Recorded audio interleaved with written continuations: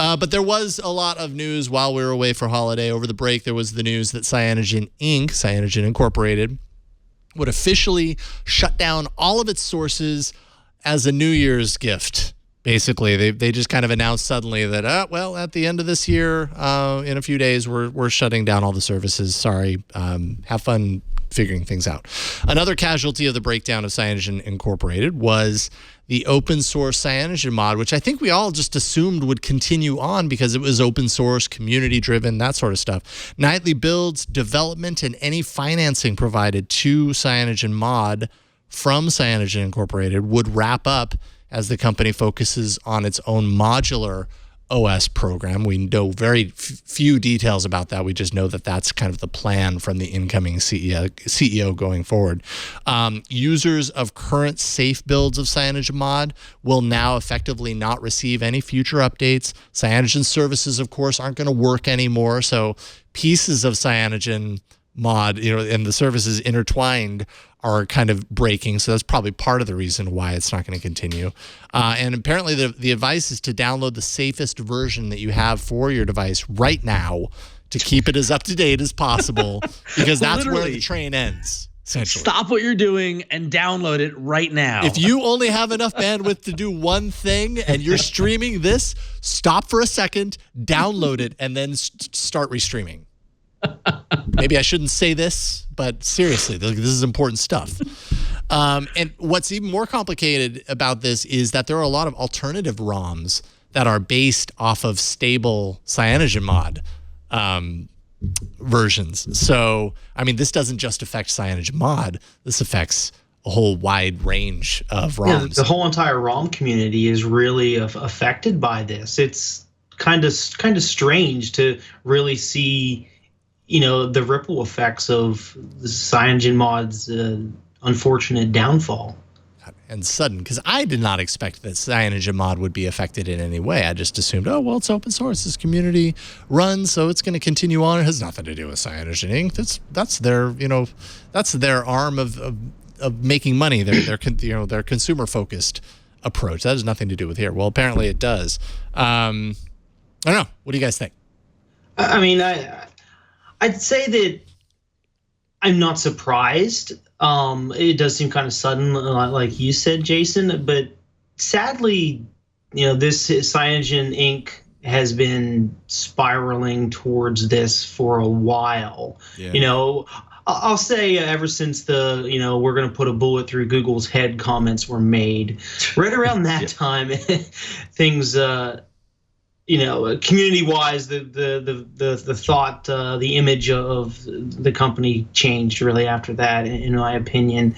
But I think that it is going to be good, because I remember hearing at the Big Android Barbecue a few years ago, watching Steve Kondik, Cyanogen, talk about his vision for what he thought the perfect Android phone was. And I think they were really close to achieving that, but then working with hardware partners, they kind of had to wheel and deal, so to speak, to get that vision across.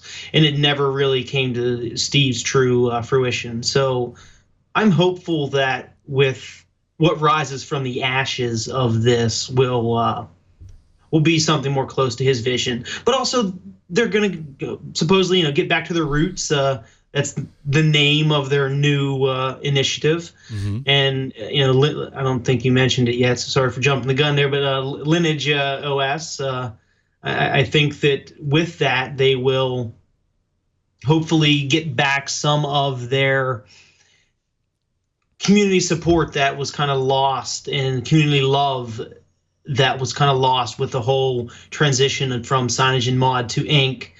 And that, part of that maybe, Jason, is why they do want to separate themselves from the name, because there's a lot of unfortunate hate, in the Android community towards Cyanogen Inc., CyanogenMod. So maybe they just cut ties altogether and start with a new brand name that allows them to, distance themselves from that. That's a really good point. I hadn't thought about that, but I think that's that must be a big big reason for this because, yeah, you're right. It's interesting that something like CyanogenMod that has such a storied history in the world of Android, you know, for the community effects that, you know, for the effect that it had with community and developers and all that kind of stuff, has such a long storied history that arcs so severely, where it's just like love. Oh wait, Cyanogen Inc happened. Bullet through Google's head. Oh God, get out quick, jump. And I mean, and you know, at one point it was beloved, and then at another point it became very kind of, I don't know. It just became very very split, I suppose, as far as the opinion.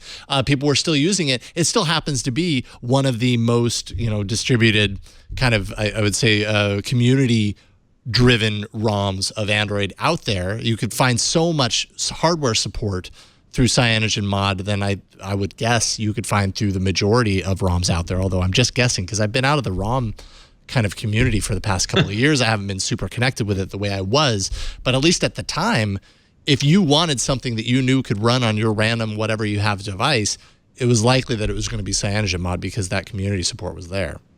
So it's interesting. Yeah, it was really the go-to option for going with the mod, but I feel like, you know, it really declined. The need to it declined as Android, as you know, like I feel like the scale shifted over the past couple of years. Yeah. Where it became less, you know, Android was less of a hackery kind of phone for the masses. Of course, there's still the dedicated, you know, technically savvy kind of audience, a lot like the folks who are watching the show. But the average user, the idea of putting their own ROM on became more and more alienated. And I really think, you know, like Cyanogen is going to go down as one of the biggest like sad stories of Android in the history, because really they were like a David and Goliath who lost. You know, like they, you know, I know when they spun off the company and they had all these great, you know, plans, we were rooting for them. We're like, yeah, these, you know, this community based thing is going to grow into this really cool thing, and then just it kind of went off the rails, and it's really sad to see it go this way, and that's why I wasn't surprised. There it is. That's necessary. I think we need this song right now to really kind of be connected with what the reality is here. Although, if we had a record scratch, we could play it. And out of the ashes of CyanogenMod, as you were saying, Derek, Lineage OS, made up of members of CyanogenMod. Yeah. Okay. All right. Sure. All right. Yeah, that kind of works. Feels like New Year's again. Sure, I'll take it. CyanogenMod team, including Steve Kondik, who, as we know, helped create CyanogenMod in the beginning, and who recently left Cyanogen Inc.